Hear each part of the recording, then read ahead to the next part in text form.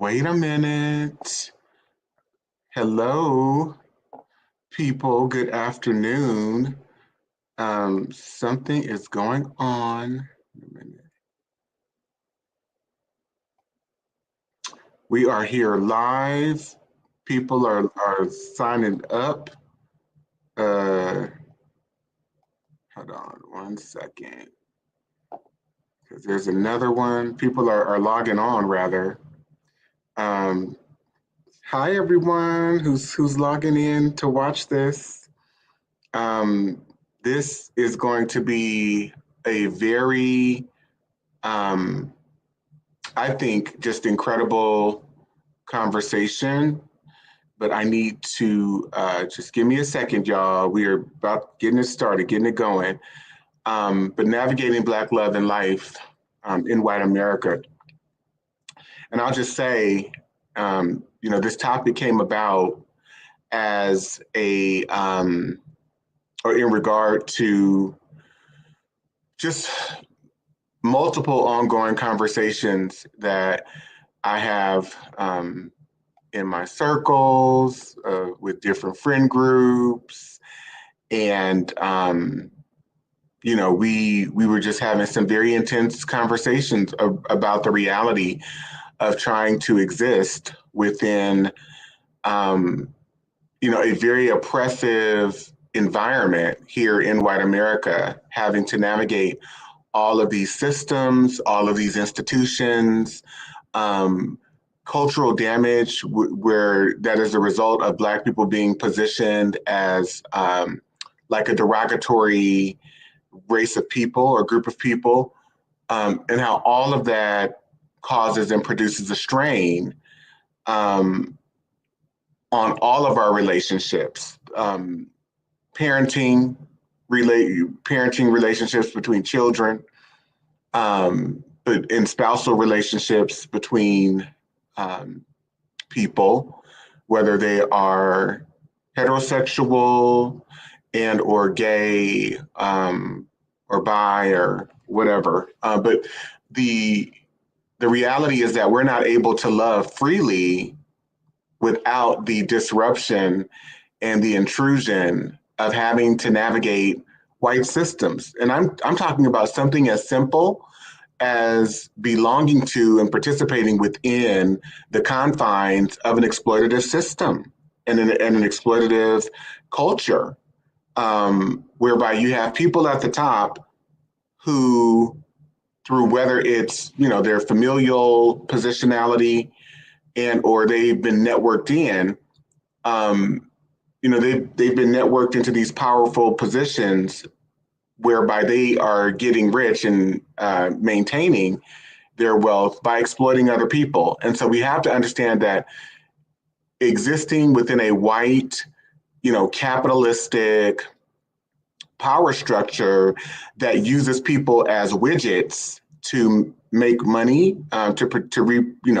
perpetuate the economic success of this country, um, as well as to maintain power, we have to understand what that then does to the people who make up the culture, and specifically where Black people are concerned. We've never known love as Black people in America without trauma. And so we're going to explore a multitude of different issues as I see them and topics. And I've asked some very beautiful individuals to join me today. One being my dear sister, Jessica Brown, who's on, who's, she has and I'm just sharing this, some accolades, a master's in public health and also a master's in social work.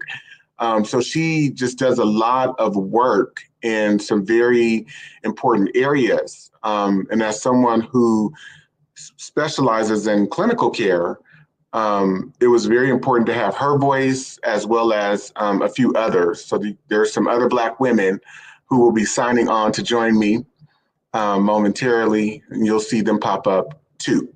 So without further ado, I just wanted to introduce my dear sister, Jessica Brown, and just have her speak a few words to all of you.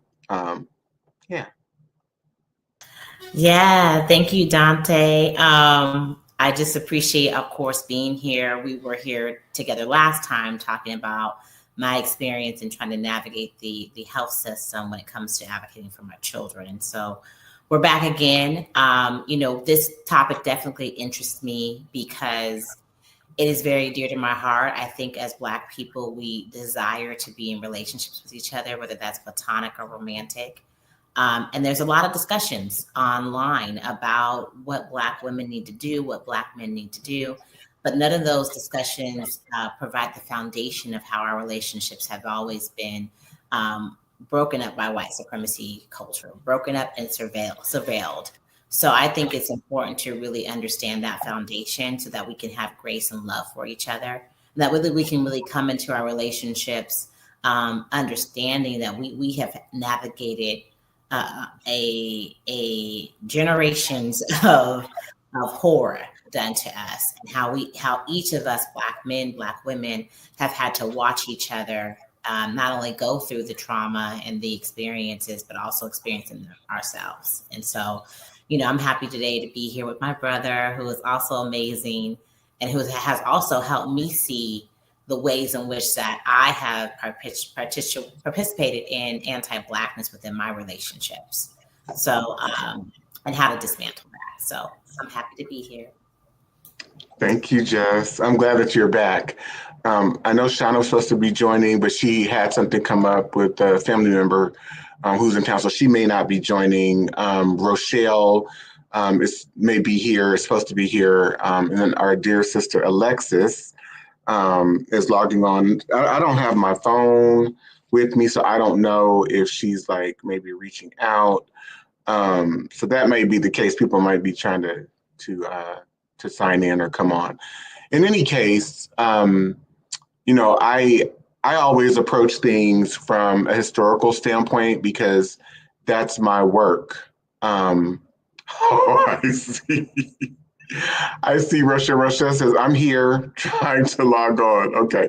It's all good, sis. We're in the space. Come on when you can. Um, but yeah, so I think what I was saying is like I always come at things from a historical standpoint.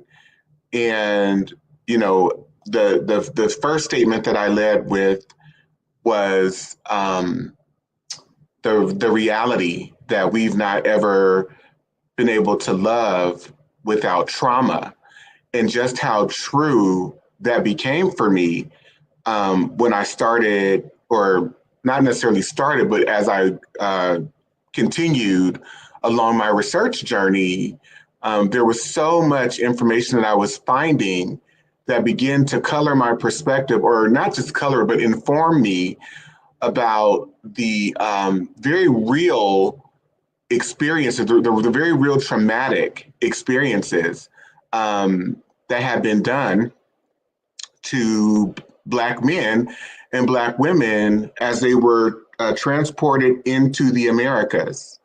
And so I wanted to maybe start off, kinda, so to speak, um, by, hold on for 1 second, by maybe sharing some historical examples. But before I do, um, yeah, Jessica, did you have any thoughts about that? Just kind of about maybe reflections on the realized degrees and magnitudes of trauma and terror and the things that have been done to Black people. Yeah, absolutely. And one of the things that you highlight in your fellowship is the notion that our capturers knew exactly who they were capturing.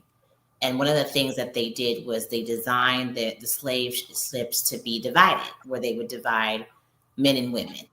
And they would put the men in the most horrible conditions as a way to break them, and put women and children in another way because they were vulnerable. And I thought that was very profound, because I think we always thought that we were together. I don't know. I always thought we were together in these slave quarters on these ships. But even thinking about that start of, let's divide them. You know what I mean? Let's divide the women and children from the men, because I think that they knew that our men would protect us and would be trying to take over those ships. And there are cases where that did happen. So I think for me, where you highlighted the initial start of this was a division of us as they were enslaving us to take us to, the Americas. Jessica, I'm telling you, and this is why I love our interactions and our dialogue, because you will say certain things, right, as my sister, as my best friend, but also someone who has been involved in a variation of different exercises with me, from 2-day trainings to 12-week trainings to 16-week.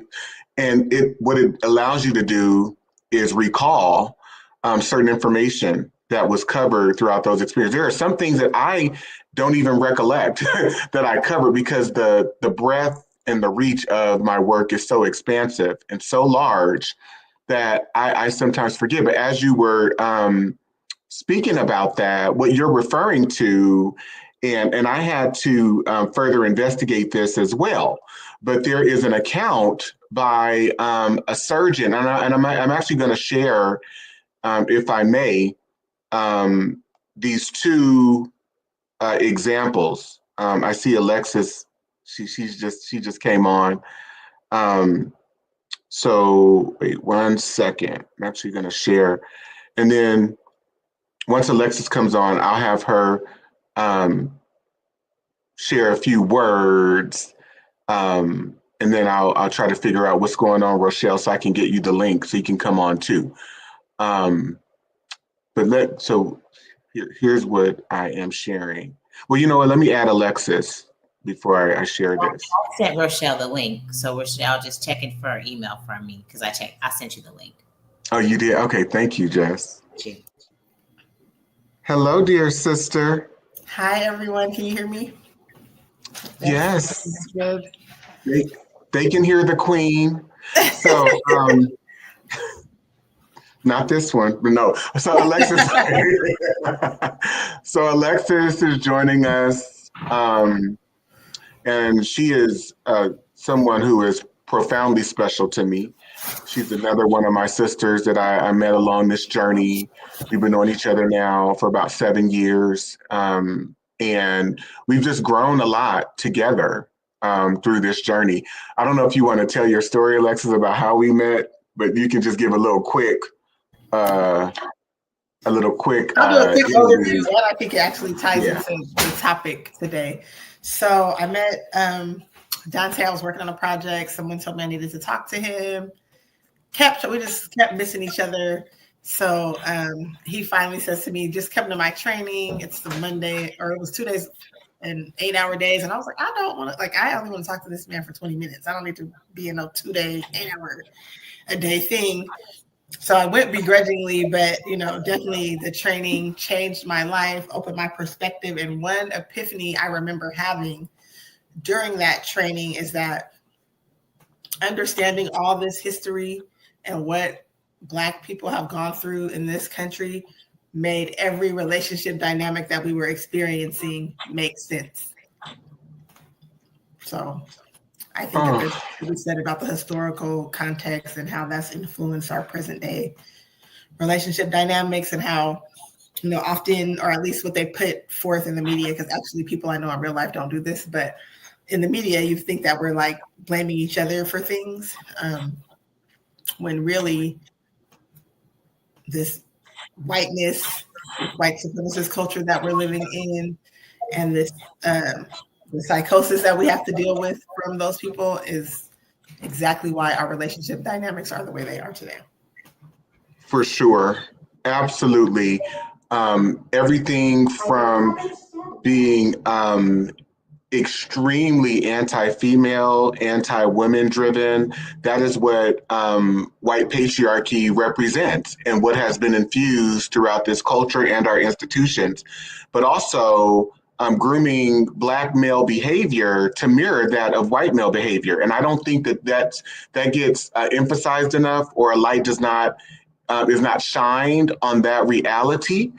There's so much of a hyper focus on what Black boys and Black men are doing that we never take time out to understand that white men and white boys are programmed and are also acting out the reality of these same behaviors and worse, much worse, right?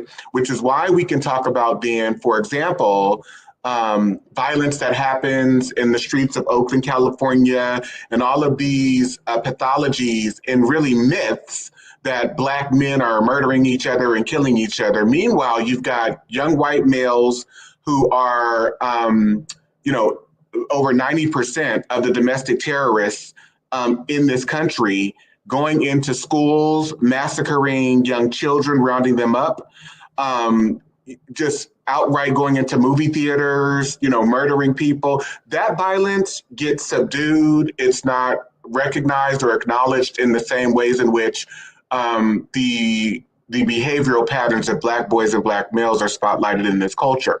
And so it became very clear to me how Black male behavior has been directly influenced. We've been groomed by white men. The lack of emotionality, the lack of an ability to really engage feelings and relate, that comes right out of this cultural context. So anyway, there's so much more I could say. Before I move ahead, and before I go to the examples that I was going to share, I want to just welcome another one of my dear sisters, who we have fallen in love with each other. We have a love fest going on. But my sister Rochelle, Dr. Rochelle Hooks, who is just a phenomenal person. Jessica always teases me. She's like, "Oh, all right, you got to vet these people you add into our family." And I said, "It's okay. I know Jess. We call Jess. She's the youngest. We call her the little bully. Okay, I'm just joking. Okay, Rochelle. So yeah, please introduce yourself." Absolutely. Thank you. I met Dante, as many people have, on his journey at a conference, and what he said absolutely resonated with me. From the title of his workshop, I was immediately drawn. And, usually when you go to conferences, you kind of sit in the back. I sat in the front of the front. So I was just drawn to him and what you said. And ever since, it's been a love relationship. You have, like I said, over and over again, you've opened my eyes to ways that I too, like Jessica was saying, was practicing anti-Blackness and didn't even realize it, putting value on things that was not very valuable, and just getting closer to whiteness. And you have helped me begin my journey in healing myself and working with my family, just to have better outcomes, better expectations, and not stress about things that I don't need to be stressing about. So thank you. Absolutely. And I just so appreciate you and Jessica for acknowledging what you said about like working through your own process and being on this journey, because it's the same for me. Yes, I'm doing this work. Yes, I've written books, but I am on a continuous journey to better understand these dynamics, how they function in my life, how they function in my family, the larger Black community. And so I've said, and I will say again here, that I am on a journey to recover from anti-Blackness and white supremacy, because I recognize it and see it so clearly in all of us. The example that I was going to go to, though, that Jessica made me reflect on, came from information that I initially learned when I took a trip to Baltimore. I took a trip to Baltimore, Maryland, specifically with the intent to visit a museum there, which is called the Blacks in Wax Museum. And upon going to that museum, I located, and I'm going to share with you, just a lot of pictures, a lot of information that I was able to collect. And they have a depiction in that museum of a slave ship and some other information. And so I'm going to share some of the pictures from the slave ship. Well, I'll actually start with some, to give you all kind of the full experience, with some photos of Elmina Castle, which is located in Ghana. So here we go. And I'm going to read the passages that Jessica was referencing.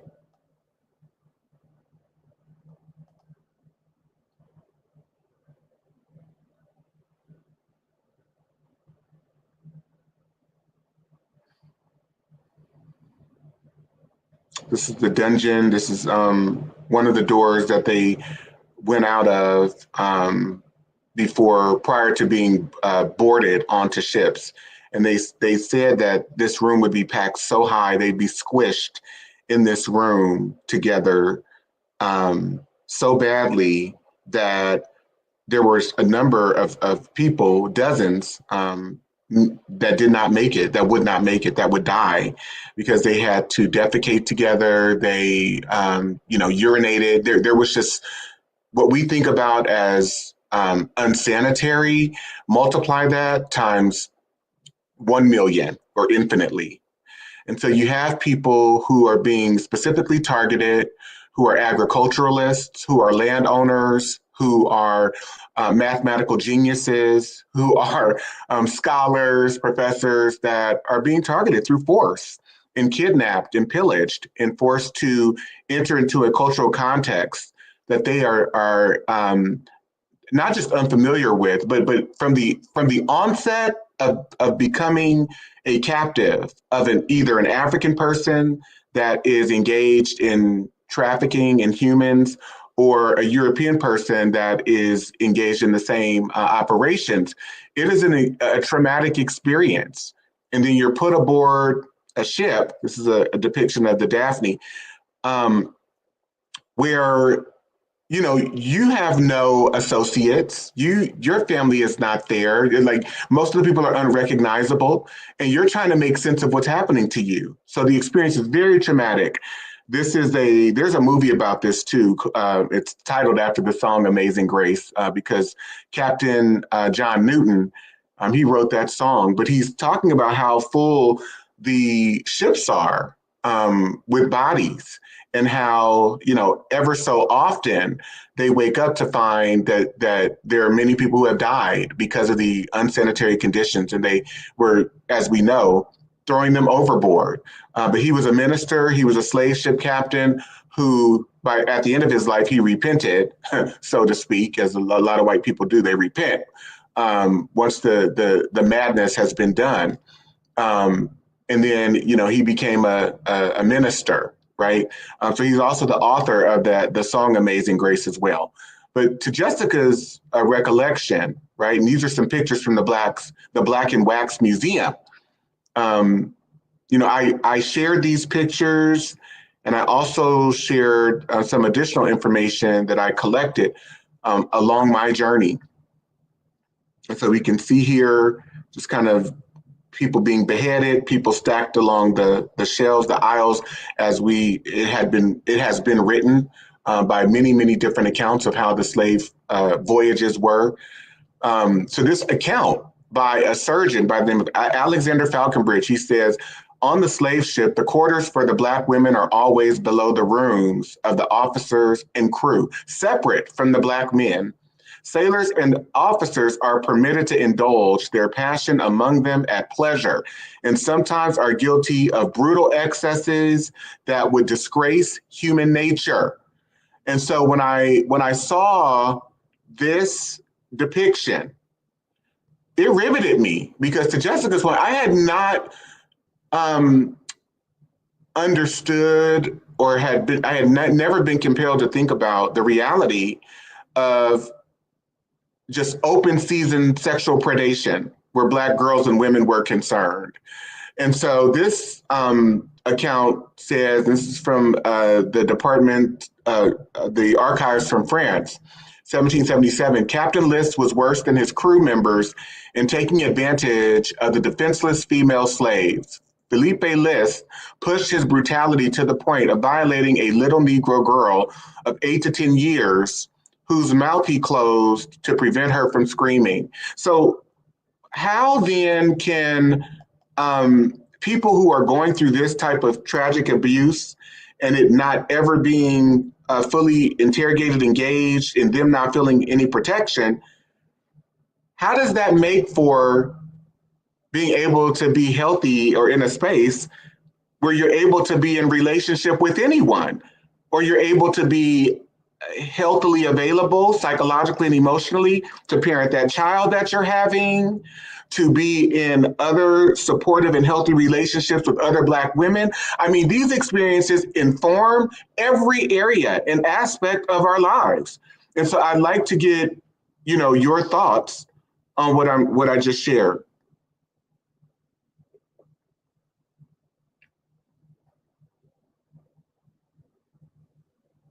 There's that unmute button. As you pointed that out, also in chapter 3 of your diagnosing whiteness and anti-Blackness, like you, from the very onset, you demonstrated the permission for Black women to be raped. And if that is your foundation of being and knowing, it makes you feel powerless, less than, and that's a hard fight to come back from. In one of the particular story you pointed out, even though it was not on the slave ship, but even after slavery, the one particular story, that horrific story about Recy Taylor, when she knew who the rapists were, but there was still no recourse, and her husband wasn't even able to protect her. So it continues to manifest not only with women, but beyond the women. So that's to me it's very challenging to have a normalcy after that type of treatment.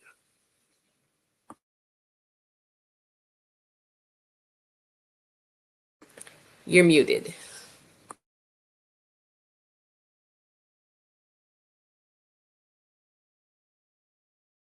Sorry, y'all. I'm over here getting some other stuff together too. But I was saying, I agree. I agree wholeheartedly. And I thank you for sharing that perspective. And then I called in Jessica. Yeah, I mean, it's I have so many thoughts on it because, it's extremely traumatic to hear. And then that's just us coming over here, right? Then when we get here, we have these breeding plantations that I don't think a lot of people know about, because they don't show us that. They show us the cotton fields. They don't show us the plantations where they were forcing Black men to rape Black women and Black girls in order to continue to breed us, right? And so when I'm thinking about this, the horrors of it and how it's been kind of socialized and normalized, to Rochelle's point, that evilness and dysfunction and predatory behavior has been socialized into us. So when we hear about the sex trafficking of young girls, when we hear about the sex trafficking of young boys, I don't think we are connecting that to our iteration of being here, the inception of being here, and what we've experienced as a people, and that epigenetics that continues. Just real quickly, when I first had my daughter, I kept having visions of someone taking her, of these white people coming into my home and taking my daughter for crying so loud. And I don't even know why I had that, right? But as I'm looking more into just the ways that this is passed down to us, where it's embedded in our DNA, it could have been that this was an ancestor of mine who experienced that, right? Of course. And so I'm feeling that very deeply. And it's hard for me to even think about being in that time, because I have a young daughter, and seeing some white person, some adult male, just be able to take her whenever he wanted to. And I don't think, as we talk about our relationship with each other, that we consider that sexual trauma that has been both put on Black men and Black women enough. We don't talk about how that leads to even our sexual addiction or even our sexual trauma, because we've never had ownerships of our bodies. And I think that has to, in these discussions about how we have better relationships, that has to come in.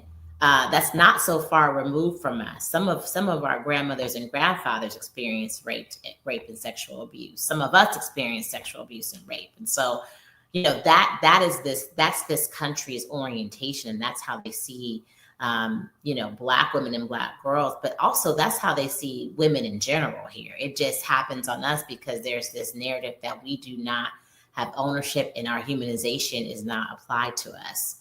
But it really, that seeing those images, Dante, really, it brings a point home of how these things have been embedded in us, and they've been socialized and normalized into us as we're witnessing this. Agreed, absolutely.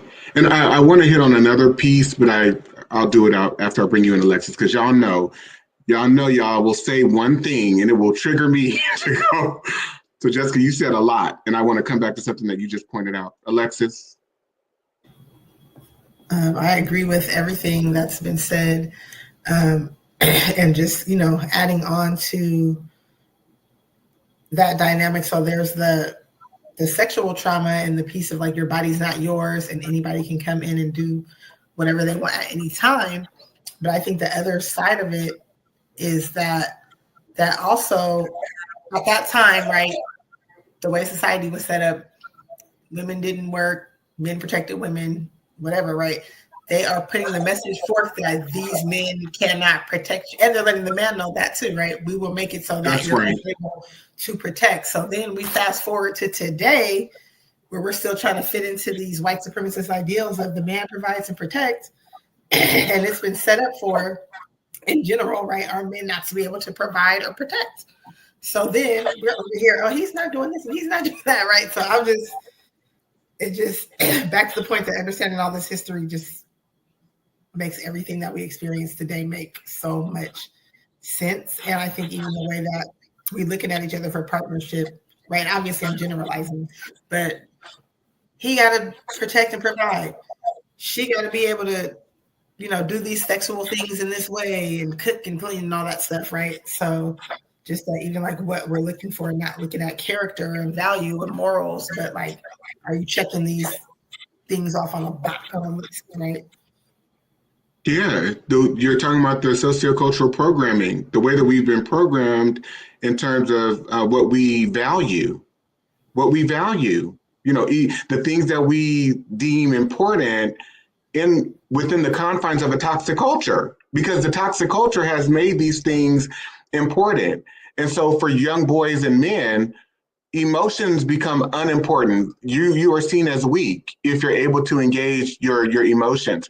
And then you've got the power structure that then incentivizes, for example, Black men. Let's just talk about the rap industry.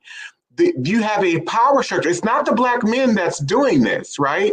The Black men are talking about their experiences and what they've been surrounded by and what they know and the things that have happened in their neighborhood. But you've got a white power structure that will then take Black men named Snoop Dogg, Black men named Dr. Dre, Black men, and produce and then put money behind a machine, behind an album and a song called Doggy Style, in videos that project and center Black women. And if this is the only means of survival for people, those are the opportunities that they are going to take advantage of. But let's be very clear. It's the hypersexualization of the Black male. It is the hypersexualization of the Black female. And this is all coming at our demise, essentially, because it is destructive. White America promotes destructive behavior where Black and brown people are concerned, specifically where Black people are concerned. And so we have to understand then the politics of hypersexualization and the economics of hypersexualization. Because going back to Rochelle's point, going back to Jessica's point, the sub-institution, or I would say the co-institution of that of slavery that never gets named, is the implementation of legalized and customized rape culture, legalized pedophilia. These are legal, political, and economic institutions in America. And to understand the reality of it, I'm also going to share an additional piece that hardly ever gets highlighted. Give me 1 second, and then I'd love to bring you back in too, Jessica, and then Alexis, and then you too, Rochelle. But looking at, for example, the age of consent, the historical age of consent and marriage for girls. So we can see here that in England, back in the 13th century, the year 1275, they established that the age of consent for girls upon marriage is 12 years old. That law, under the English power structure, then the American US power structure, remains in effect until roughly the 1890s. 1880s, 1890s, the US culture has adopted that. By 1920, the age of consent, after the white women started this reform movement, by 1920, the age of consent was roughly 16 years old across the board in most states. But you have a culture of predation. So English common law, which heavily influenced the early legal framework of the United States, established the age of consent for marriage and sexual relations. Under common law, the age of consent for marriage and sexual activity was set at 12 years old for girls and 14 years old for boys. This standard was widely adopted in colonial America and persisted well into the 19th century. So you could be betrothed, engaged at age 10. At age 10, and it was questionable whether, if a young girl had been assaulted, being above the age of 10 years old, at or above the age of 10 years old, it was questioned whether or not it was actually rape, because they believed that by age 10, young girls could consent. Thoughts?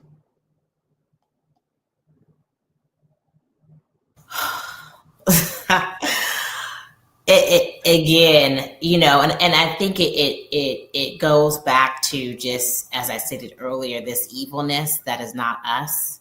And so when we are thinking about how our boys, our Black men, how our Black women are socializing to predatory behaviors, because the start of it was white men. And you seeing, in that picture, that man is well over age. To a little girl. And you think about too how thinking about our children now, what in their right mind would think that a 12-year-old, a 10-year-old, an 8-year-old would be of that a consent. And I think going back to what we talked about earlier, those breeding plantations, and when a young Black woman got her period, sending her over to that breeding plantation to again help their economic interests, no matter what horror and what age it was for us. And so I just, I have so many thoughts that it plays a part into some of the narratives that we see today, the way that young women are sex trafficked, including in some of these institutions like the NFL, the NBA. All these larger entities are taking on the ideology that we've had in the past of not valuing women and young girls and young boys as well. And like I said earlier, Dante, really socializing young men to become predators. Yes. Everything that we do, the rap music, the TV, it's all to socialize men, particularly Black men, into being predators. Absolutely. And we have to understand white male predatory hypersexual behavior and the perversion that's located within and throughout the white community that never gets spoken about, that hardly gets spoken about, that makes it so that white people are able to project throughout this country and around the world images of their family values, images of themselves as astute, responsible people who kind of have it all together. And so there is this psychological myth, is what I'll call it, or psychological delusion that people have in terms of how we are compelled and socialized to think and believe about white people, white men, and white women. We're not compelled or programmed to see them as hypersexual beings, as predators, as all of these things. But to Jessica's point, we have to understand that historically into the present, they have shaped rather and designed all of these realities that we see before our eyes today. And so if ever, whenever there is a question about or an observation about what Black women are doing or what Black men or boys are doing, we must understand that white men are responsible. And that is what my book lays bare. And it's not the blame game for the sake of trying to not be accountable or throw off any responsibility. It is to put forth a set of facts that actually prove what I'm saying. It's not my opinion at all. You can see it, for example, and I'll just share some images before I bring you in, Alexis, or some examples. And I shared some of these previously, but I'm sharing them for the sake of our talk today. In 1662, you've got in this law, this ruling rather, in Virginia by the General Assembly or the House of Burgesses and the Grand Assembly that saw this case, but they ruled that the heredity of slavery as a legal condition, as a legal identity or class of a person would be confined to the uteruses and the vaginas of Black women. In this one ruling, they said, you know what? We're not going to hold white men accountable, the white men who are raping these women accountable and fathering these babies, because we don't want the white males implicated at all. And we need to ensure, both for political, economic, and cultural purposes, and Dr. Frances Cress Welsing, also to ensure that we are not genetically annihilated. We need to ensure that white men are not implicated as they are widely raping these Black women. And so they say that the identity of the child is now going to be transferred to that of the mother, the Black woman. So the white men no longer have to take responsibility. They're not implicated in the rapes of these women.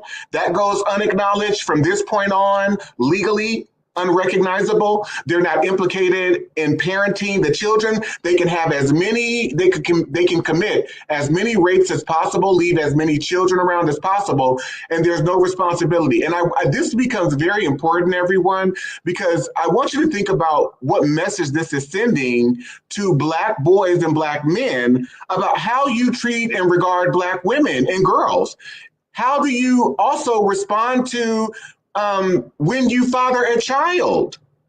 You see before you a whole culture of people just going about raping Black women, raping Indigenous women, raping white women, even their wives, but they're leaving a multitude of children around throughout the colonies and throughout the states. And Black men are being groomed and socialized to also commit these predatory acts where Black girls and women are concerned. So how then does this shape the interrelations between the groups? Because even if I'm a mother, if I'm birthing children, I may not be able to fully embrace my male child because so much trauma has happened to me. And then that male child is socialized to think of me, his sisters, and as Jezebel, as this, as that. It is so incredibly complicated. So Alexis and then Rochelle. I just, going back to your, when you were taking us through the law and when the ages of consent started to change, I would say that probably only happened on the books, because I think even in current climate, you will still see adult males approaching young girls. I think I'm not going to speak for the other women on the panel, but I'm pretty sure we share an experience of being underage and being approached by adult males, even as young as 11, 12.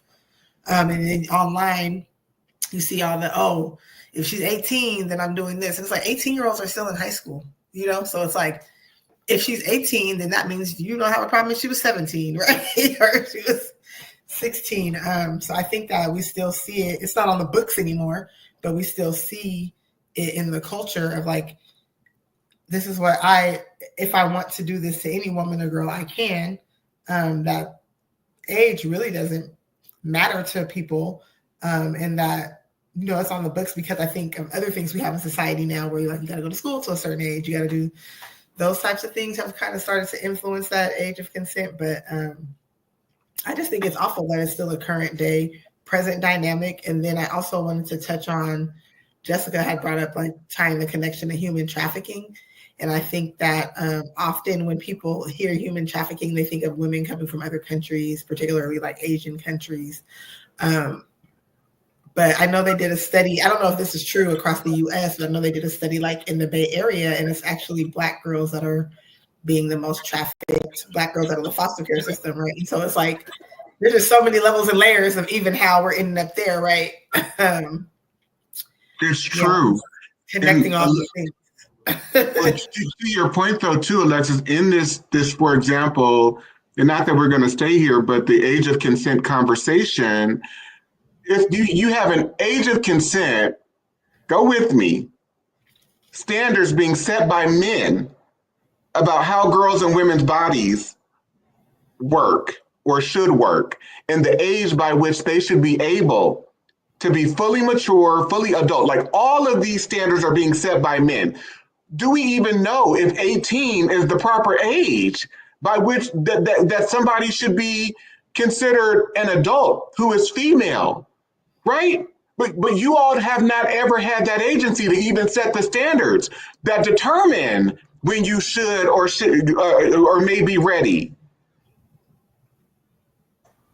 Yeah, and I think, Alexis, you brought up a good point when we were talking before about how teen pregnancy has gone down because of the age of consent going up, and that just shows, how this predatory behavior of the lowering of the age of consent, how these teenage moms were being impregnated by older men, right? And I think, Dante, just real quick, what you really brought up to me is that we have suffered through a cognitive distortion when it comes to white people's morality.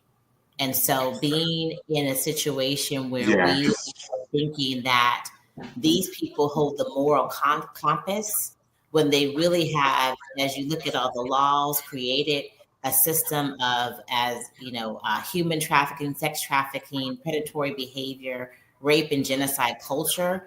We have been in a delusion thinking that is a normal standard and that is part of how our cultural influences, right? Not tying it back to what we've been socialized into participating in. Right. Or that like the nature of epigenetics is not true or persistent in the white community. And we know that it is.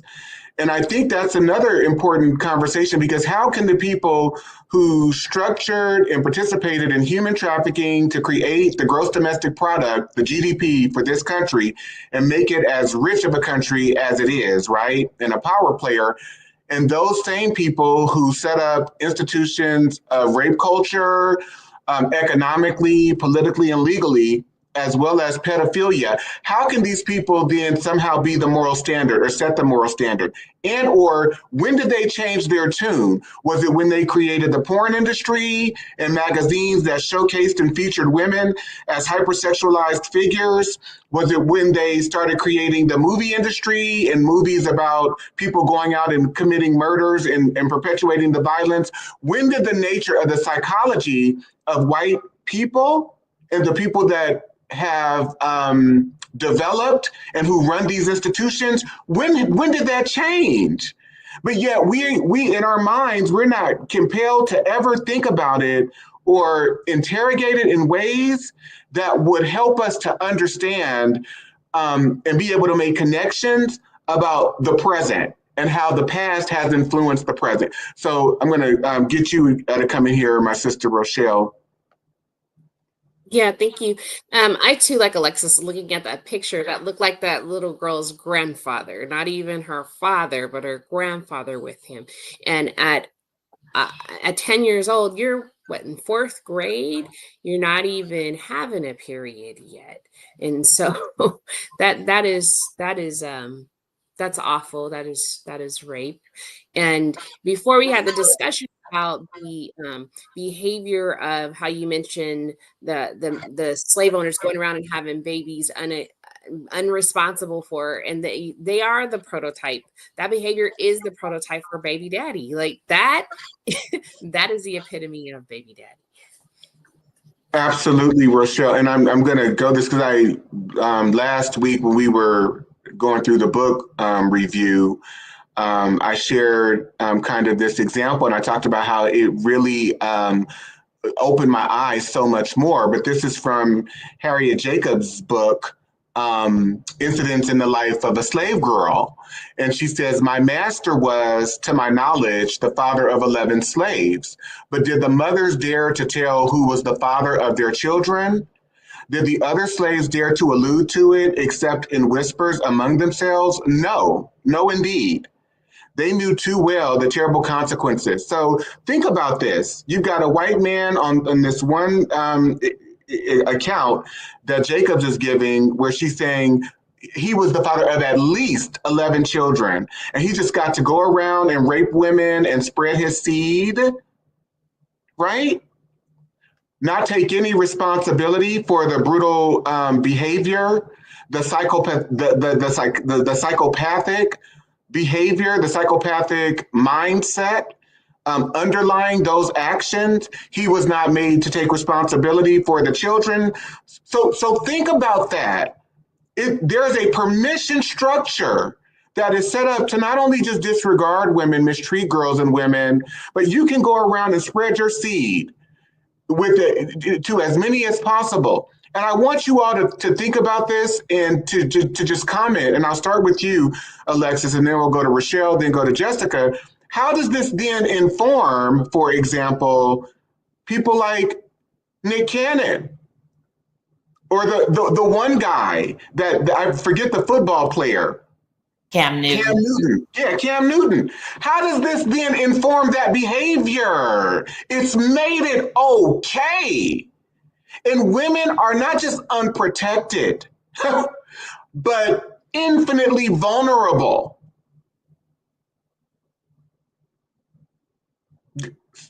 I like the point that you're helping to bring to the table, because I think often we know because of anti-Blackness, people can look at the behaviors of Black people and make it about them or us, right? But I think that looking at that being the model and thinking about how often it occurred, I heard Dr. Joy DeGruy was speaking, and she was bringing up the point that the level of rape was so prevalent that today, if you're a descendant of an enslaved African, you have a significant portion of European ancestry in you, even today, right? All the way down to today. So that lets us know the level and how often this rape was occurring all the time. And so that means that's what people were seeing. And it's just making all these connections to the point of like men producing children and not feeling like they need to be responsible for them, or that they don't have to have a role in their life.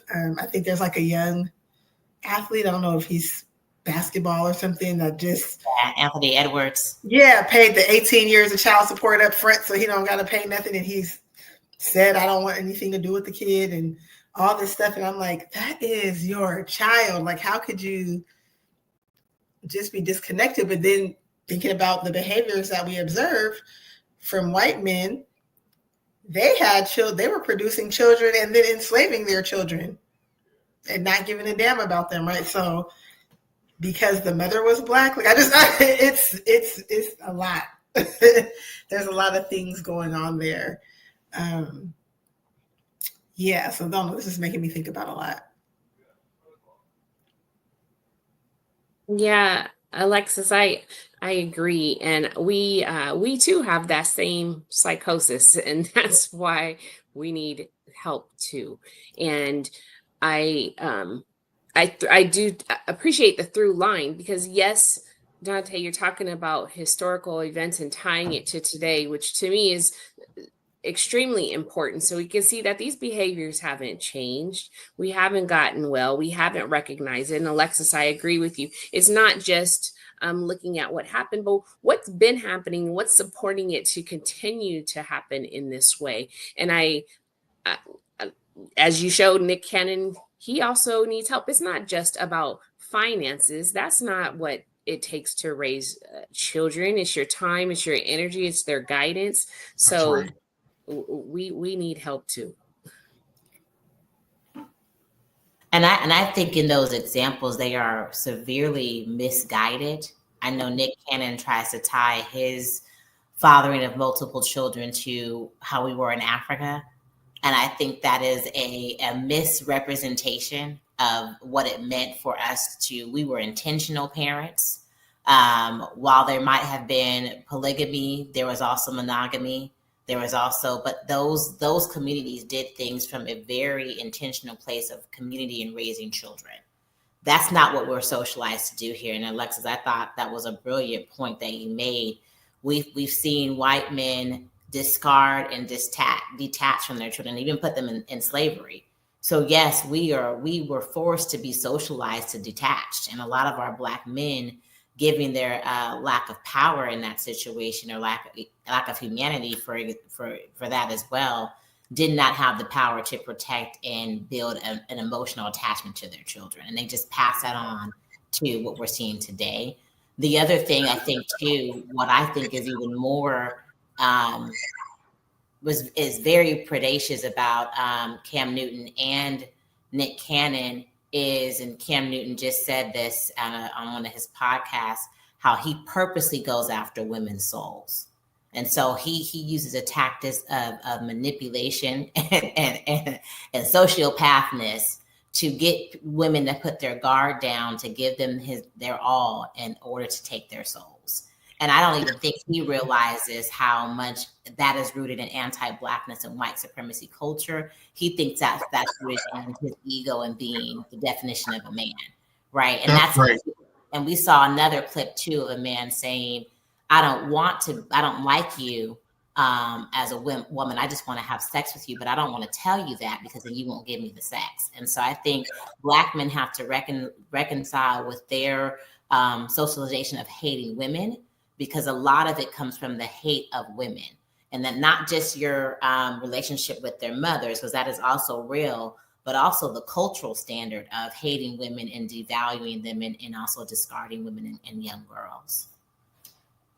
Absolutely, Jessica, because I want to amplify that point that you made when you quoted what he said, because what he specifically amplified was that he used the term collect. He likes to collect women's souls. But specifically, here's the part that I thought was sociopathic. He says, particularly women who are with other people. So he's intentionally targeting women who are in relationships. And he says he delights in, and it feels really good for when he goes around collecting women's souls when they belong to someone else. So he's not even just talking about women who are available. It's almost like a sport, or it is a sport to him. And that is what is so alarming, because you're talking about the denigration of women, the defilement of their bodies, and anyone wanting to throw an African reference in, or this is the way the Romans did it, who is to say that those playbooks were right either? And that's what we have to contend with, because we don't, we're not programmed to respect or accept or encourage women to go around and have as many partners as they can have, or as many husbands. It's not a double standard. It's a cruel programming whereby we have been programmed to expect and think that it is okay for males to go around and really just traffic themselves. But not only that, because within the framework, within the actual framework, the reality of that type of behavior, you're dealing with people who are not able to relate or connect and stay in one place. This is unstable behavior. These are unstable people. These people are not socialized in ways where they are even remotely ready to be, connected to anyone in a responsible way. And so again, I am not, and let me be very clear, this is not about talking about and isolating Black boys and men. No, this is about making connection into the ways in which we have been socialized and influenced by predators who are white males who have controlled everything about the cultural, institutional landscape in our society. That is what this is about, and how it then has impacted and shaped the nature of our love for each other, what we call love, which may not even be love, the way that it has shaped the ways in which we have been programmed to regard each other. And I'm going to get to the way that Black girls and women have been programmed to see Black men as well, because that is a very important part in this conversation. Because the version of Black men that you're in touch with is a version that's been corrupted by the people who have had total sovereignty and jurisdiction over what the Black male should be in American society. Anyone want to respond to that before I go to my next examples? Well, I appreciate you having the balance, because I do think that it is important to talk about how these dynamics impact both of us, and to hold us accountable for some of the toxicity that also, Black women can portray on young Black boys and men. Because I do think again, in these conversations that you might hear over the internet, none of the historical references are mentioned. It's all about what we're not doing with each other. And I think we have to really go back into how we have been brainwashed into seeing each other in order to really be able to hold us accountable. So I do appreciate you having space for both, because I think it's important in order for us to get to our liberation and healing, and to be able to love each other better. Absolutely. I just want to also just put out here, there are a host of courses that are on my website, which is danteking.com. And I put the link in the chat for those of you who are interested in maybe signing up for a course. I am doing a Black Academics Boot Camp in person on Saturday, July 19th in Oakland, California. So if anyone is in the area, or anyone wants to fly in and you're interested in attending, where we will go through an intensive that highlights a bunch more of this information over 8 to 9 hour period, please reach out through my website on the contact page. And someone will get back in touch with you about registering you for the Black Academics Boot Camp. Right now, I think I have about 10 more free open slots. If you want to attend and have your registration fee waived, you can go to the website. So there's that. And then I was going to go to, before I move on to how this has shaped how we see and view Black men, and also how it's shaped how Black men have been programmed and socialized to exist under the confines of a label called Black that was projected upon us for the purposes of our oppression. So I'm going to get to that in just a second. But what I wanted to highlight, because I talk about a number of cases in Chapter 3, one being the Celia case. I also quote directly from the slave narratives, right? So, and this is what was important for me when I talk about the grooming. So I'm going to just share a few more examples from here. And this is from the book Slave Breeding. During the Great Depression, formerly enslaved African Americans shared their memories of Southern slavery with interviewers from the Works Progress Administration. Between 1936 and 1938, more than 2,000 former slaves from 17 states narrated their recollections of slavery. According to the former slaves, slave breeding relied on the existence of plantation studs or bucks and breeding winches. The language that some slaves used to represent coercive sexual acts was sensational, but it served an important narrative purpose. It reflected the moral depth or immoral depths that slaves believed white men and women had stooped to in order to keep them enslaved. Julia Malone, for example, remembered that her mother was a breeding wench. Think about that terminology. My mom's a breeding wench. That's her job. That's her full-time job. That's what she does. She claimed my mammy was a big woman. Peter Brown insisted that slave masters prized fast breeders. So now you get a prize because you're able to bear these children healthily at 8 months, maybe 7 months, but you're having them and they're surviving. So we're going to give you a trophy and or certificate. You might even get to eat a nice cooked meal inside of the house for a week. We're going to incentivize you. Brown stated that his mother was a fast breeder, giving birth to 3 sets of twins. Steve Robertson reminisced about his father's sexual prowess, referring to the existence of plantation bucks. Robertson testified that the master picks the buck to sire the children with women that they want. So let's get this straight. You have Black boys and men being selected to go around and just choose whichever victims they want to target, and then they go and they're locked in a cabin together and forced. The Black girl and women or woman or both are forced to submit. They're forced to submit their will. They're forced to submit their bodies. And these Black men are also forced to rape them.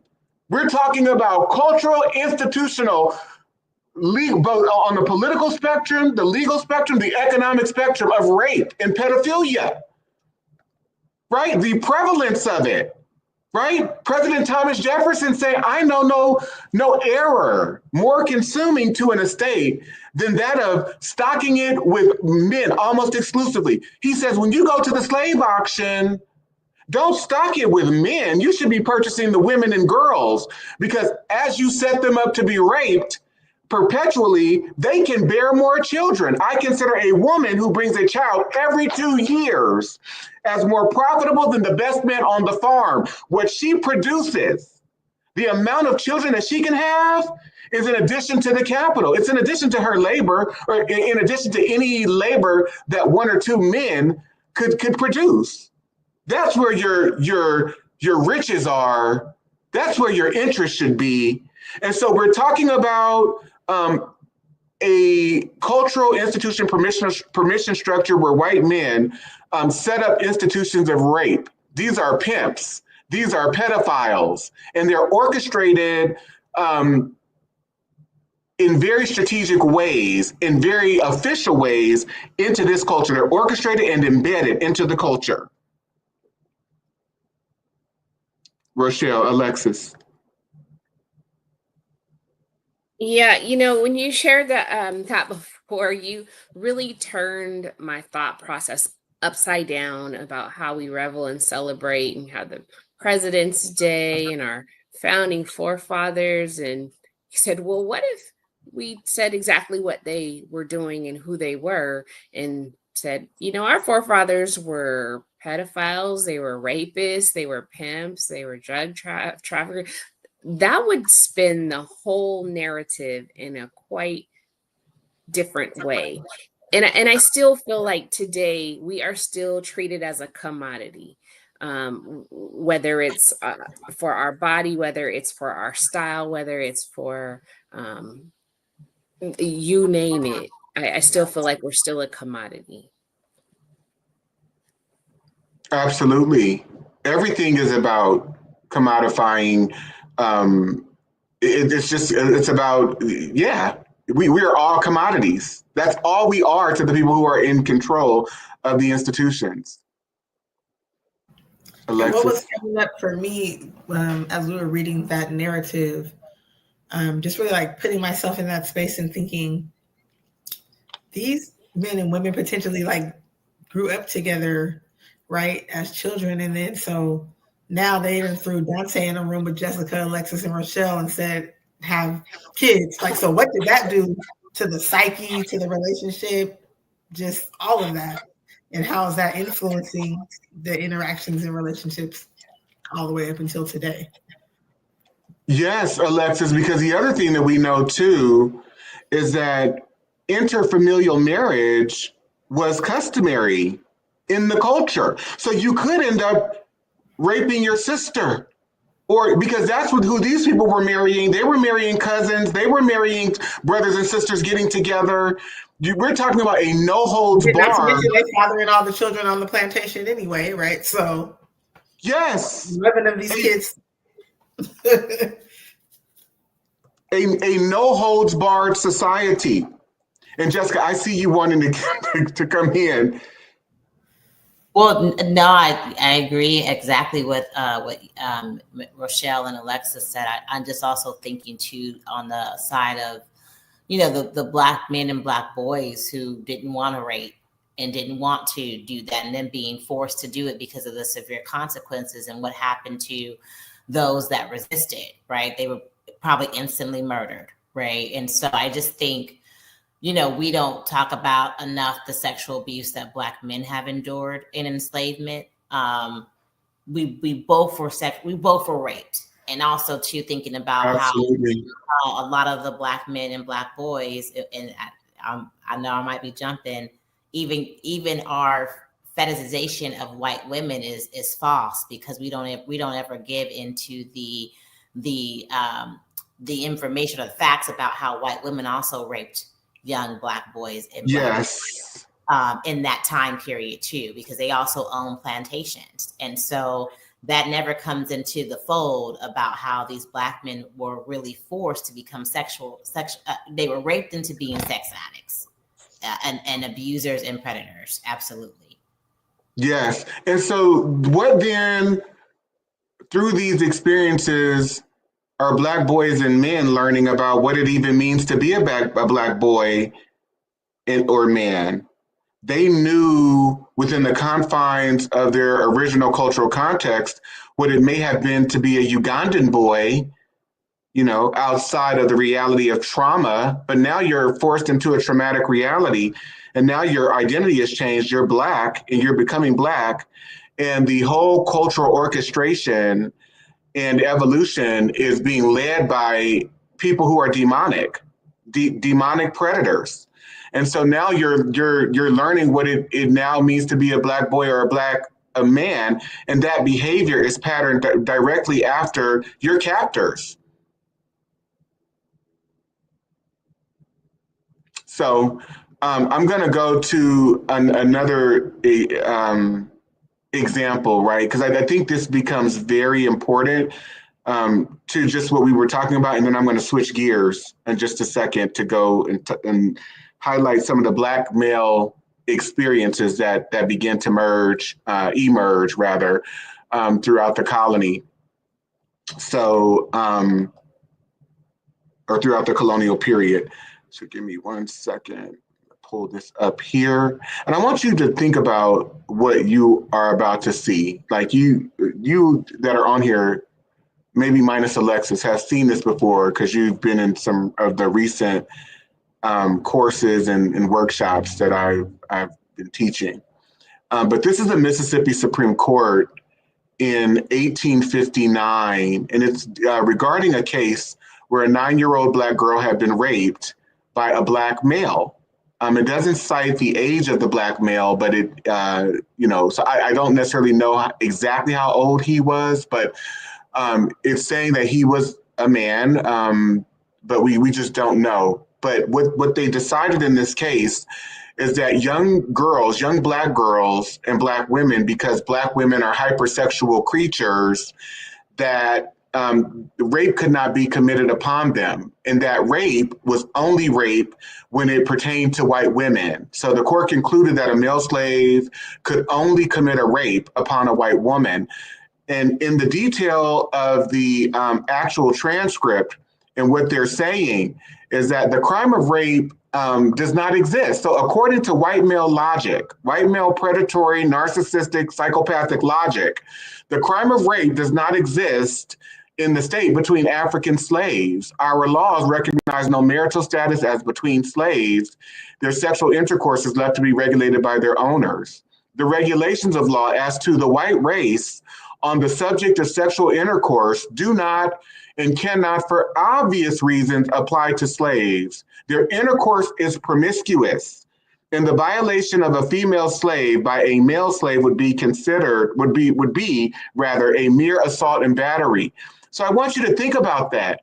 Who is making the laws and designing what is criminality and what isn't? So let's get this straight. Young Black girls and Black women can't be raped because we're projecting our idea that they are hypersexual, hyper promiscuous, right? That idea is promoted and projected onto Black girls and women for hundreds of years. And then white men take and realize their fantasies by projecting these fantasies, these very distorted and perverse ideas onto Black women. So much so that, what do?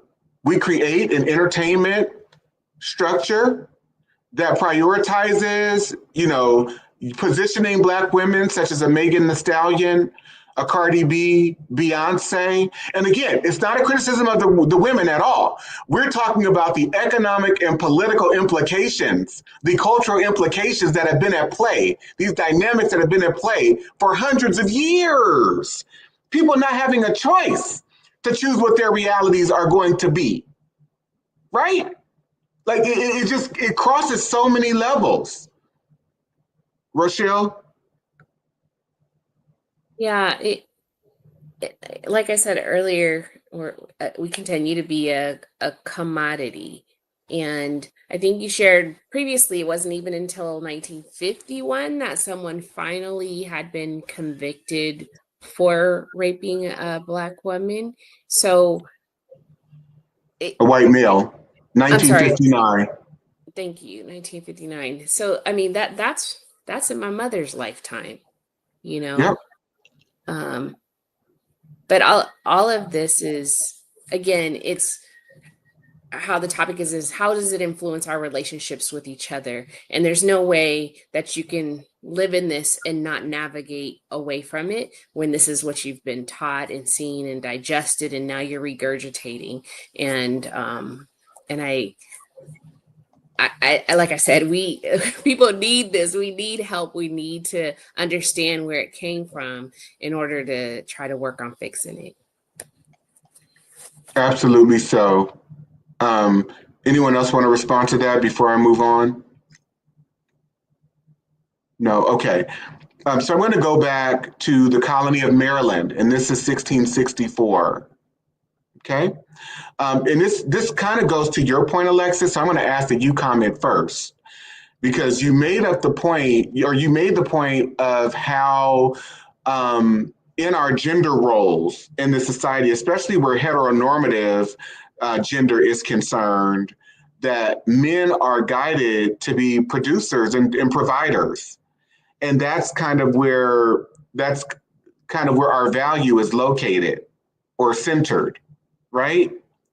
And so how then does this one example, this is Maryland in 1664, how then does this one example shape how Black men begin to be regarded in this culture and what they represent as a group of people from a value standpoint, centering capitalism, which is the main source of how we regard value in the society in terms of people's worth and net worth, right? How successful they are.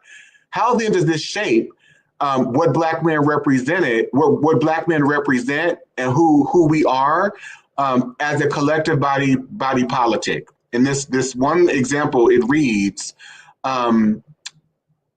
be it enacted. So this is an act concerning Negroes and other slaves. Be it enacted by the Right Honorable, the Lord Proprietary, by the advice and consent of the upper and lower house of this present General Assembly, that all Negroes or other slaves already within the province, and all Negroes and other slaves to be hereafter imported into the province, shall serve durante vita, hard labor for life. So, because within this one reality, you have this one example, all of the agency of Black men being stripped away. You're being forced to work for your entire life against your will. And I want us to think about what does that inspire from an emotional standpoint in Black men? Would you be happy that these people are deciding your fate? Or would you take grave issue with it and try to retaliate even to the degree where you may go out organizing to go and kill the people that are inflicting this type of abuse and trauma onto you, onto your son. Your entire agency is stripped away. So then what does your position in life become as it relates to being a Black male in America, in American society?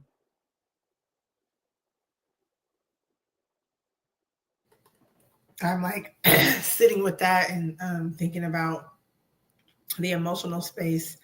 And I think what, kind of comes up for me is thinking about you're going through this experience, you're upset, you're angry, you're feeling all these things.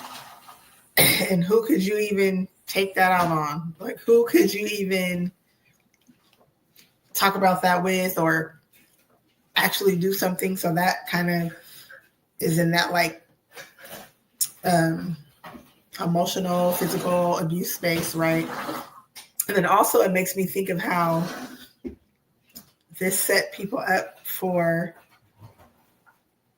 I'm trying to choose my words carefully, the criminality that as it is defined by the power structure, right? But sets people up for going down this pathway of, I can't get it the traditional way, so I'm going to go outside of the system, right? And generate money. And I think like, I often am thinking when I see like these young men that end up being in prison, I'm like, why was money so important that it was worth the risk of that, right? But I'm just thinking about how this set up all that dynamic that we see today. Like, I can't get it the traditional way. And the value that's placed on me is about my ability to have this thing.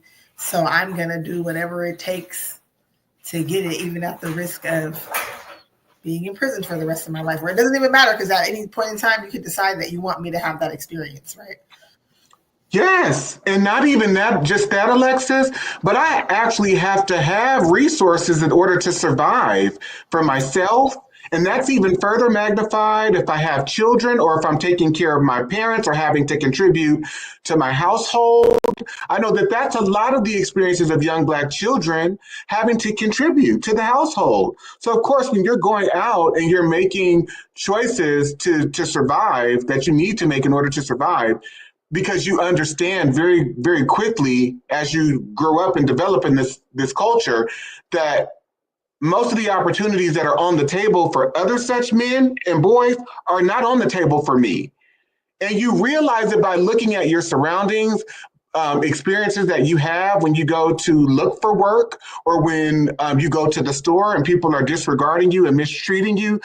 Through the culmination of all of these experiences, you realize that your worth and value is located in the abyss of how this country regards a person of having status and worth and value, and that you cannot access and or reach the same types of opportunities that are on the table for mediocre, inadequate, incapable white men and other non-Black men. Jess, and then Rochelle. Yeah, and I think bringing that to now, right, it ties that only a Black man's value is through his work, right? And so you see this kind of notion about, Black men having to be, like Alexa said, be these providers, but how can you be a provider in a system of white supremacy culture? And if you're tying that to your worth, as Alexis was saying, then that worthlessness is transferred over into how you feel about Black women. And we've seen cases, where like in the 60s, or 50s, they talk about men coming home, Black men coming home and acting abuse on their wives because they've had to deal and navigate through white supremacy culture and suppress their anger because of the retaliation of being an empowered and confident Black men. So I think it just trickles down into, again, why our relationships could be so divisive and so hard and based off of trauma, because we're trying to navigate this very notion of the worth being tied to the work, even though the system is not going to allow Black people to only get so far. You also make me think, Jessica, when you say tying a man's worth to his economic earning, I also feel like the man's worth sometimes is tied to his sexual prowess, his sexual ability, unfortunately. And when you showed that the law about coming over here and serving, hard labor, and we talked about that at some point we became Black, but before we were Ghanaian and we were Ugandan and Nigerian, we weren't Black. And I can't imagine coming over here and you're stripped of that. You're losing all of your identity and your culture and your person. And now you're just lumped to come over here and work. And I can see how all of this culminates to who we are today and the struggles that we are having today. Absolutely. I was going to get there too, Rochelle, about the penis fetishization of Black men and the penis envy that white men have been preoccupied with forever. So much so that when you go back, for example, to Winthrop Jordan's book, White Over Black, he details in a very robust and stark manner these associations that were made between Black men and chimpanzees, and how Englishmen were writing about the genitals of Black men, the genitalia of Black men, and how large it was, and how they just couldn't believe they had never seen penises like this. And this is way back in the 15th and 16th centuries, before the English come and invade the North American continent. And how that then translated into, my bad. He's actually talking about the 17th century too, and the English being implicated, and how when they first came into contact with these Black men, this was a part of their observations. And so you can tell by the use of the Black male penis in this culture and the way that it's been manipulated and used to go out almost as a weapon, not almost, but as a weapon against girls and women.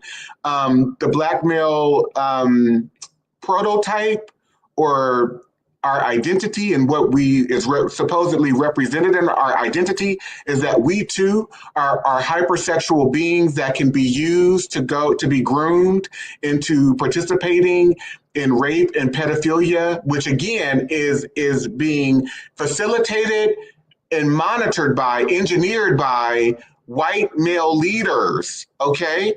And then Jessica brought into the fold the role that white women play in asserting themselves, aggressing young Black boys and Black men who may have belonged to them, who may have belonged to their husbands. And Dr. Stephanie Jones Rogers, she does a really great job in her book, They Were Her Property, about detailing the role of white women during the antebellum period, and how by 1860, they were roughly 40% of plantation owners. So the degrees of agency are never comparable.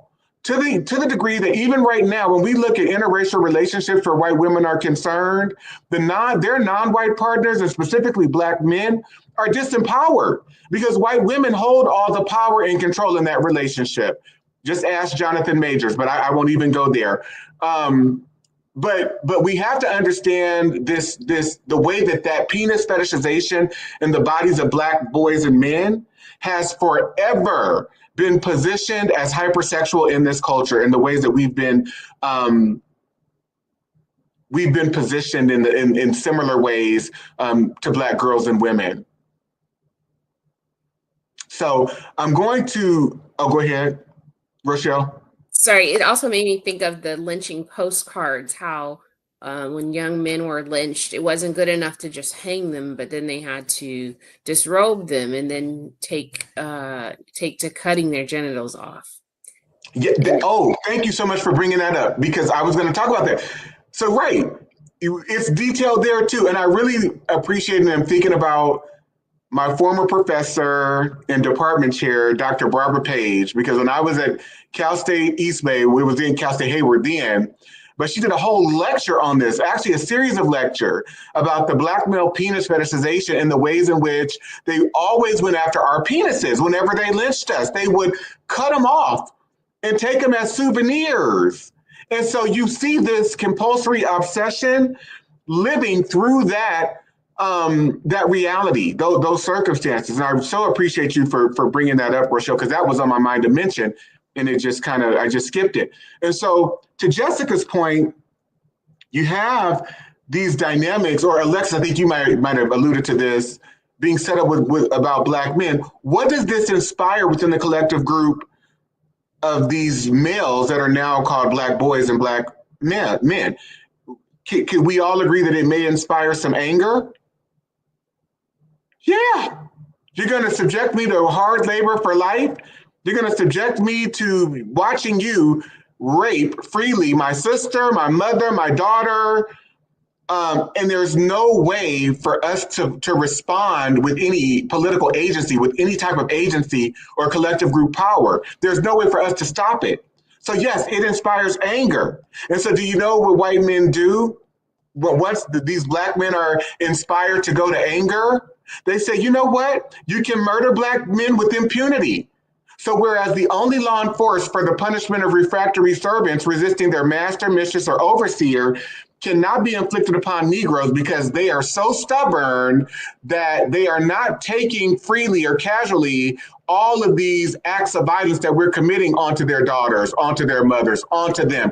We're even, in some cases, using their sons as sexual subjects. And because Black people are not lying down or taking this lying down, we're going to implement this law that says you can control them. We know that you have to use violent means. There's no other way to respond to this situation other than the use of violent means. Be it enacted and declared by this Grand Assembly if any slave resists his master or other by his master's order correcting him, and by the extremity of the correction, they're calling violence murder correction. By the extremity of the correction of the beatings and whipping, should chance to die, that his death should not be accounted a felony. But the master or that other person appointed by the master to punish him, to punish the Black man, be acquitted from molestation, since it cannot be presumed that premeditated malice, which alone makes murder a felony, should induce any man to destroy his own estate. So what happens then when Dante is being put in charge to chastise and then murder Elijah? How is that informing how I relate to this other Black male? I don't want to commit that violence onto him. I might even be in agreement with him. But in order to save my own life, in order to curry the favor of master or the mistress, I've now got to fall in line to commit abuse against this other Black male, onto the body of this other Black male. And what message then is that sending to young Black boys about how to be in relationship with each other? What message is that sending to other Black men? How and to what degree does this cause total disruption and dysfunction about what it means to be a collective group of people that are called Black boys, that are called Black men? What does this mean? How does this then relate to Black women? I can't even relate. I'm emotionally despondent and unavailable. Jessica. Yeah, and I what you're describing is our the ways in which we implement anti-Blackness on each other, and how it transmits into today's time. But to your point, what you always say, that this is not the fault of us. This is what we've been socialized into doing, not even socialized, forced into doing. Especially as you're saying, in order for me to survive, I have to kill my brother. I have to rape my sister in order for me to be here, right? This is not something where it's a choice or where it's a, just an ideology that we're taking on. This is something where the system was created in order for us to really perpetuate anti-Blackness on each other, especially with that casual killing act. Yes, Jessica. Mm-hmm. And now you're given the whip. Jessica, give Dante 30 lashes. You're put in a situation where you've got to now totally denigrate and dehumanize me. And in a cultural context where masculinity matters, unfortunately, you're now set up to emasculate me. Rochelle, and then Alexis.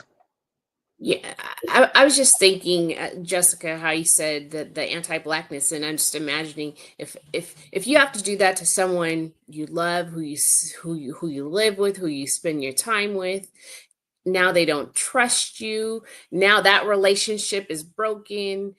eh, I just see it festering. Now I want to get you back because you did it to me, not thinking you were forced to do it by somebody else. Like the psychological warfare that creates, and the horrificness of it, because like you said, if it's somebody I'm with every day, working with, communing with, yeah. Yeah, and I think it also plays into the role. I'm thinking about, like, thinking in modern times now, right? We may not be whipping each other, but we damn sure are being anti-black in the workplace. We're not hiring each other. We're always trying to have white validation, white approval, and that approval is to be harmful and hard on other Black people. That's how we think we are going to, and that's not even think. That's how we get white validation. And that plays into, again, what we've experienced. But, I've seen this in the workplace where we are harder on each other, where we throw each other under the bus, where we believe that we can only be the only ones here. And if there's another Black person, I have to now, there is a effort to divide us from each other. Either it's by other white people or it's by other Black people who are trying to, again, get that white validation, who are addicted to the white supremacy culture. And also the programming, like you said, Jessica, the forced programming that we have received that makes it so that we don't even need an outside influence to come in. We've been programmed to be misogynistic, anti-Black, so that, I was sharing with you a few years ago, I started hearing many Black men make this comment about, why are Black women so angry, or Black women are a trip, and all of these projections, these very negative, hostile, derogatory projections that this society has cultivated where Black women are concerned.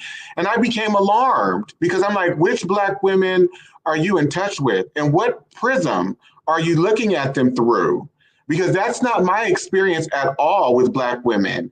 But to not only that, the danger in generalizing and saying that a whole group of people represent this or are this way, it makes it so that you go into it with a derogatory impression or derogatory beliefs about these people. So you've already set yourself up to believe something that's not even there, or that may not even be there. And then the other piece of it too is, in understanding this history, it became vital to me in my journey as a Black man to understand not only the ways that Black women were unprotected, but that the ways that they were targeted. And so, should there be a righteous anger? Absolutely. Absolutely. Because these dynamics are in play, and they've been in play consistently. But the same with Black men. It made me open up my heart and my soul, the depths of my being, to come into an understanding, a renewed understanding of, whenever I see a Black man that may appear angry, it's righteous anger. These are not tropes, these are realities. And we have to validate and uplift and appreciate the righteous anger that Black women and men have, that we deserve to have, for everything that has been done to us and everything that continues to be done to us. Don't see that as a bad labeling. Any set of human beings, any people being subjected to the realities that and the circumstances that we've been subjected to, they would be angry too.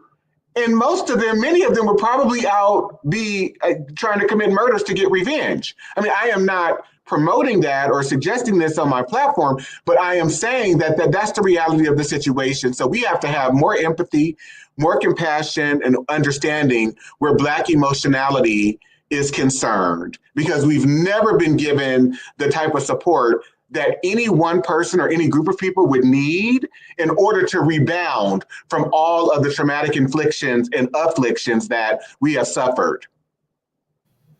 I wanted to add in, all of this is making me think about the detachment that also had to happen for survival. So when I was thinking, like, how are the people doing this and what do they have to do to be able to hit my brother or rape my sister or whatever? It's the detachment, right? I feel like we often or all can lean into the understanding that enslaved women had to detach from their children because they could be gone at any moment, right? But the same thing had to happen for men who were forced to go to these breeding farms.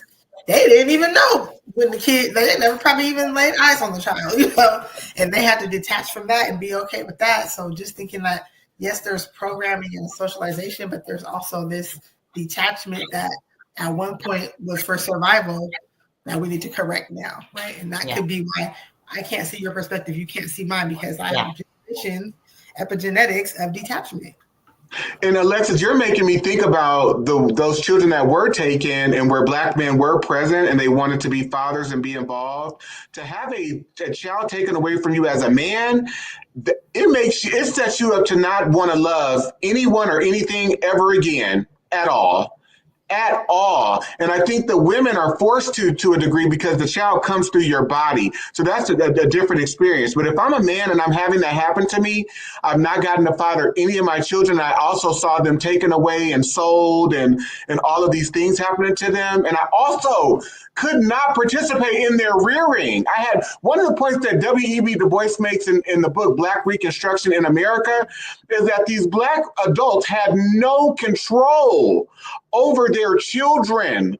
The masters had control. The mistresses had control. You couldn't even control your own family.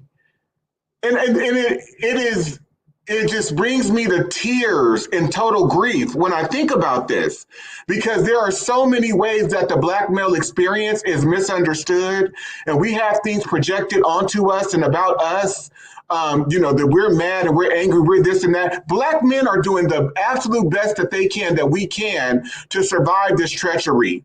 We can't, and oh my God. Jessica. Yeah, no, and I appreciate you both for saying that, because it's a detachment and a suppression of it, right? And having to do that in order to just survive. But I also think for Black women, I won't say this for Black women, for myself as a Black woman, and it might have even took me having a son, right? And being, I think I disconnected from what Black men were experiencing because I attached myself to white feminist validation, right? I attached myself to this white women feminist movement thinking, well, I'm accomplishing things, and why can't these Black men do it? They should be able to do what I'm doing, not understanding at all the ways in which that if you all breathe a certain way, you are labeled as aggressive and misogynistic. And that because of our alignment as Black women, for various complex reasons, attached ourselves to white feminism, we left you all behind in some sense. We aligned with a white supremacist structure, thinking that if we became sisters with white women, we would also achieve some type of equality as well. Not understanding that alignment actually divided us even further from you all and lessened our ability to really see your experiences. And, I, as I'm doing this work with you, Dante, have heard and seen so many ways where when you show up very firm and confident, I've seen Black women accuse you of being misogynistic and aggressive and hostile and can't be trusted for you holding us accountable. And so I do think that also has to come into we both, in some sense, we've aligned ourselves. I think Black men have been socialized and aligned themselves in a way with white men, and the way that white men perpetuate masculinity. And we align ourselves with white women in the way that they perpetuate white femininity, not understanding the nuances and the complexity of how our orientation is in this country. Black women are never going to be seen as feminine first. We are always going to be seen as Black. There's no way that our femininity looks different. And I don't think that gets talked about enough, that both of us, Black men and Black women, going into this way because of survival really caused more division with us as well too. And caused us not to see each other's experiences in us surviving this. Absolutely. We cannot see the fullness of the experiences, Jessica, because to your point, there are so many conditions and so many dynamics in the way that it causes us then to relate to each other through our mental distortions of each other. Like, we're not in touch with each other through the truth of the impacts that this reality has had on us.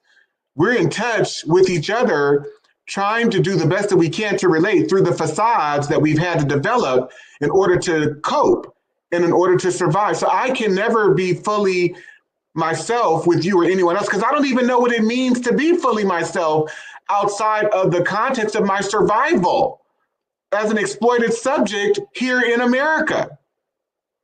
So am I know that I'm truly capable of loving without bounds, but when would I have the opportunity to do that without all of the competing demands of the things that drive me to go after my survival and to try to make it? Because I remember saying to someone, I can't even be in a relationship with anyone if my financial stability is not intact, that I considered relationships to be extracurricular. You know, the fact that I worked so hard through my 20s and 30s, that has set me up, you know, to not be around my mom as much as I wanted to. Love my mom. Everyone knows that I worship the ground my mother walks on. And I would have wanted to be around her every day if I could have been. But I had to work. I had to do things, right? And how true that is in the regard of just trying to just have a relationship with another person, and all of the things that get in the way, that can and that do get in the way of that process in this society. So what is love? Are we truly capable of it? How have we ever known and been able to love outside of the confines of our oppression? No. And so if the onset of the Black experience in this culture is rooted in trauma, that means that everything that we have done has been through a traumatic experience. So what is love then?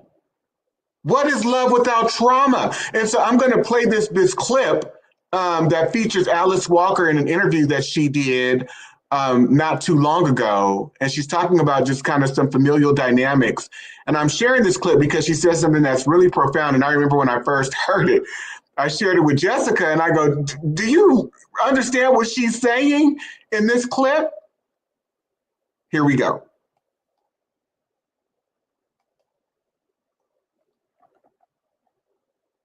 Oh, wait, it's not on. Okay, let me go back a bit.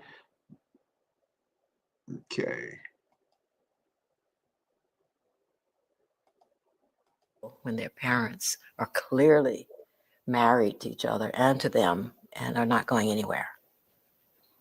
At what point, I mean, I imagine as a child you had no sense of this because this was your reality, this was your life. But at what point did it strike you that it was, I mean, there's a particular point in American history, isn't it? I mean, in terms of relations between whites and blacks and, you know, and I mean, help us understand that. I mean, when did that come clear to you? Well, white people had the most unfortunate ability to cause other people of color, to just feel really lifeless. You could not be yourself around them because they wouldn't tolerate it, for one thing. For instance, you had to always pretend that you thought they were superior. You had to always pretend that you thought they were right. And this had a real dampening effect on people of color because we knew they were not superior and we knew they weren't always right. But it was set up that way. You know, it was a fascist state. And the laws were enforced by terrorism, by beatings and lynchings and disappearances and rapes, and you know, and this had been going on for a few hundred years. So it's really remarkable that people like my parents and my grandparents were able to be people of such grace, even though sometimes they lost it and they were mean to their children or they kicked the dog. But overall, I think it's incredible that they held up as well as they did. Thoughts? Well, Yeah. I mean, I think for me, when you shared this first clip, I said, wow, even in that sentence, she said they were mean to the children and they kicked the dog, but they held it together and they had grace. My parents were remarkable because they had such grace. Yeah. But no, grace I'm sorry, Jessica. The conditions, not grace for the family. So the family suffered abuse. The dog suffered the abuse in their rage. But we had grace for the white people that were causing the terrorism because we had to, right? And I think, again, it's an example of the anti-Blackness. And so when you started this conversation earlier, how we parent, how we love each other, it's all been corrupted because we have to go in the world and put on this mask and like she said, pretend that these white people are superior and smart, all to come home and inflict pain and harm on our own. We're harder on our children. We're harder on our partners. We're harder on our dog because we're having to survive terrorism. And as Alexis said, we have to detach and quickly too. It's a rapid detachment because it's going in the workplace and then coming home right after 5 and yelling at the kids, kicking the dog and being so drained because you're having to navigate terrorism. Yes. And so it's a grace that is underlined by fear. It's not true grace at all because you can't have grace without the trauma. You can't have grace without the fear. So I'm being economically deprived. I'm being mistreated and abused when I go out to go to the store, when I go to the job. I'm being made to enter into the back of the movie theater, the back of restaurants. I'm being completely humiliated in my life. And in my experience here as a Black woman or as a Black man, and I cannot give it back. There's nothing that I can do to respond to the people that are inflicting this humiliation onto me and onto my family. And so the only way that I'm able to release is when I get home. And when I get home, I no longer have to pretend because now as the male figure, as the dominant figure in the household, I can unleash all of the negative emotions that I felt that I had to suppress all day. And so that goes into, I might slap my wife around a few times. I might beat on my children. And that's what she's saying, the dichotomy in what she is saying about, my parents being, and I'm expanding this to most Black families, because this was true in my family. My family, my parents were people of such grace, but they beat the children and they had to kick the dog. No, that's releasing trauma and frustration, and most of which is suppressed, emotional suppression, the result of emotional suppression. So it's just very profound. Rochelle and then Alexis, I'll bring you all in for some last remarks. Yeah,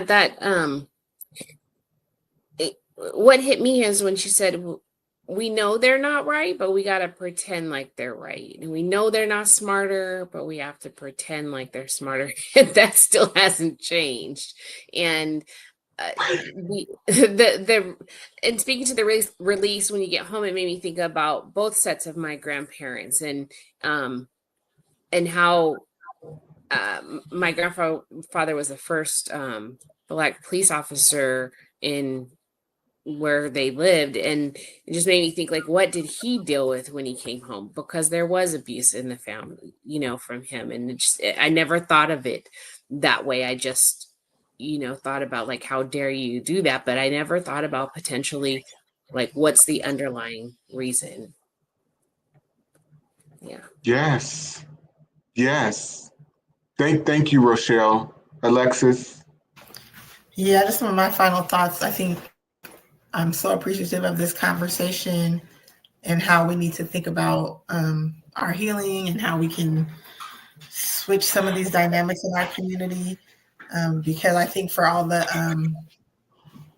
faults that we could put on each other, or like, why is this way? Or as I'm going to speak from a perspective as a woman, right?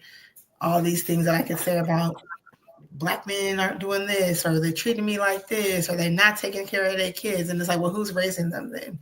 Right. So it's like, where's the accountability for my part in this? Right. And just thinking about the example, like men come and oppress women, but women also oppress children. Right. So like, how do we change that from the beginning so that we can produce different members of society, people that don't have to live in these dynamics or hold on to this past that got us through this point for whatever reason, but now we have the awareness and the ability to make some changes. Absolutely. And I'll just say this too, and this is true for women and men. Please hold your sons and just stroke their faces and rub the back of their hair in their hair and tell them it is okay to cry. It is okay to not have it all together. I am here to be your comfort and your refuge. You can express your emotions. Just hold your baby boys.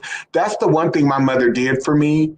And it served me so well. I was never afraid to cry. And throughout my life, those releases have just really helped me. But my mom did this at a time when she was married to my dad, who was very, pro machismo and pro heteronormative straight male-ish. And he was very clear that he did not want a son that was going to be a punk. And I remember my mother telling me that they would have knockdown, drag out disputes and fights about, him questioning my value or how I was going to turn out. And my mom telling him like he's going down the wrong path, and that caused conflicts within their marriage. But I was raised around children where I would hear both women and men say to the male children, don't cry, be a big boy. And so if that is the type of person that is being raised, or that's the type of mentality that's being cultivated, and children are being influenced by that thinking and that approach to a male child's development, think about how that then sets them up to not be emotionally responsible, emotionally aware, emotionally connected. And it is very hypocritical and contradictory, because I hear a lot of girls and women, and even myself as a gay man, I want an emotional, available man. And I know a lot of my girlfriends who do as well. But how is that possible when you're telling these young boys to not be in touch with their emotions, because that, to a degree, is a sign of weakness? Last thoughts. We'll go around. Last thoughts. Who wants to go first? Yeah, I'll go real quick. I think this is a powerful discussion. I think we probably need a part 2, 3, 4, 5. I do think to and I'm not to say that there's a solution, right? But just being very intentional and loving each other, because there has been such a effort to divide us. Not even an effort. It's been strategic, systematically to divide us. And I think because there is a power in us being together, right? And there's a lot of work that I think both men and women are going to have to do in order to get us back to each other. It's not this person did this person did that. It's a more of how we, as the title of this talk, how we are navigating our love in white America. And it's almost impossible at times to do it. And I think the more that we are able to understand these dynamics and have grace and love with each other, the more we can get back to how we loved each other outside of white supremacy and white surveillance. So yeah. White sociopathic and psychopathic conditioning. That's right. Thank you, Jessica. Rochelle. Yeah, I would just say, again, through this journey, it's being more understanding and have a lot of forgiveness, and also asking more questions to try to understand better than thinking that you know everything, so that you are still open to learning and hearing someone else's experience and why they are how they are today. Thank you. That's right, sis. Thank you very much. But endless forgiveness, and it's a trip because Jessica and I were having a discussion, and we were saying how we sometimes go back and forth because we're trying to understand these gender dynamics, and we realize the perversion on both sides, in the ways that we've been corrupted by white, narcissistic, psychopathic, sociopathic, predatory behavior, and the psychology of predation. So there's just, to your point, Rochelle, endless, boundless empathy, compassion, forgiveness that we have to be willing to practice tapping into in order to get to that place that Jessica spoke about, that place of restoration. Yeah. Alexis, you have any other last thoughts before we sign off? Just appreciative of this conversation and looking forward to keeping the conversation going. Wonderful. Thank you, Lex. Thank you, Jess. Thank you, Rochelle, for being here. I am just going to share very briefly for those of you who may not have been able to access or watch the docuseries, the Diagnosing Whiteness and Anti-Blackness docuseries, which is a 10-part episodic series that actually features Alexis, it features Jessica, it features Rochelle. It's a docuseries that I produced ahead of my book that actually talks about the themes that we discussed here today, as well as some additional themes that are presented in my book. So please go to DanteKing.com or to diagnosingwhiteness and anti-blackness.com, and you will be able to pull up this page that has the docuseries listed on it. And if you go to the watch page, you can see clips and summaries of each episode, what's contained in each episode. This was something that I produced myself through my nonprofit, which is called Blackademics. So please support Blackademics, please support this work, and please use this docuseries as a tool and a way to start some very important and crucial conversations with your family members, with your friends, as a way to begin a journey of healing if you've not already started. And if you've started that journey of healing, this is a way to continue it. Please also buy the book. You can go to my website, DanteKing.com, and you'll see here the opportunity. You can either get the book, whether it's through like Amazon or Barnes & Noble online. If you go to any online global retailer, you should be able to buy the book from there. But please dedicate, even if it's just 5 pages a day, please read the book if you are Black, or if you know someone who is Black. Please get them this information, because to the discussion that my sisters and I had here today, we have to work on individual and group and collective healing. We really do. If we're ever going to try and survive this and reset who we are, who we want to be, what we represent within and throughout our community. So thank you, everyone. Thank you for everyone who tuned in too. And I look forward to seeing all of you who will attend on July 19th in Oakland, Saturday, July 19th, the Blackademics Boot Camp. Again, 10 scholarships available. Go to the website, submit the contact page if you want to go, and someone on my team will get back to you and confirm with you whether a spot can be reserved or has been reserved for you. Okay, but if you submit a request for a scholarship, please make sure you make it, because if you submit a request to attend and then you don't make it, that's a spot that could have gone to someone else. So I just want to make sure that you're moving as it pertains to this with the greatest amount of integrity and truth and honor. Okay. So again, thank you, everyone. And thank you to my beautiful sisters. Can we give them a round of applause? And you give yourselves a round of applause too. That's right. These are the bosses. Okay. All right. Love you, love you, love you. See you soon.